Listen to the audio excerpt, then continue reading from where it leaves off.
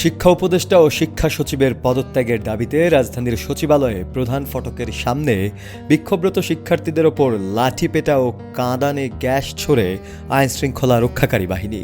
এতে আহত অন্তত ৭৫ জন শিক্ষার্থীকে ঢাকা মেডিকেল কলেজ হাসপাতালে ভর্তি করা হয়েছে। মঙ্গলবার সন্ধ্যা ৬টার দিকে ঢাকা মেডিকেল কলেজ হাসপাতাল সূত্র এ তথ্য নিশ্চিত করেছে। প্রত্যক্ষদর্শীদের ভাষ্য অনুযায়ী বিকেল ৪:১০ সচিবালয়ের সামনে অবস্থান নেয়া শিক্ষার্থীদের সঙ্গে আইনশৃঙ্খলা রক্ষাকারী বাহিনীর সদস্যদের ধাওয়া পাল্টা ধাওয়ার ঘটনা ঘটে।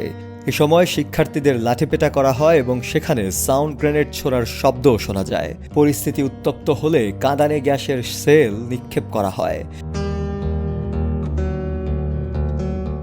বিকেল ৫:১৫ পর্যন্ত ঘটনাস্থলে ধাওয়া পাল্টা ধাওয়া চলতে থাকে।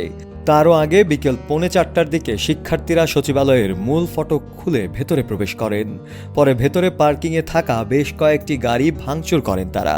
এ ঘটনার পর আইনশৃঙ্খলা রক্ষাকারী বাহিনীর সদস্যরা তাদের ওপর চড়াও হন এবং পুলিশ ও সেনাবাহিনীর সদস্যরা যৌথভাবে শিক্ষার্থীদের সচিবালয় থেকে বের করে দেন।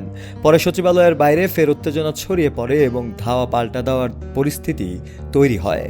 এর আগে বেলা ২:৩০টার দিকে শিক্ষা উপদেষ্টা ও শিক্ষা সচিবের পদত্যাগের দাবিতে সচিবালয়ের ১ নম্বর গেটের সামনে জড়ো হয়ে বিক্ষোভ শুরু করেন শিক্ষার্থীরা।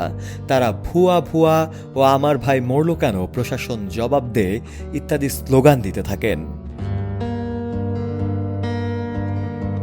শফিউল মাওলা, কালের কণ্ঠ।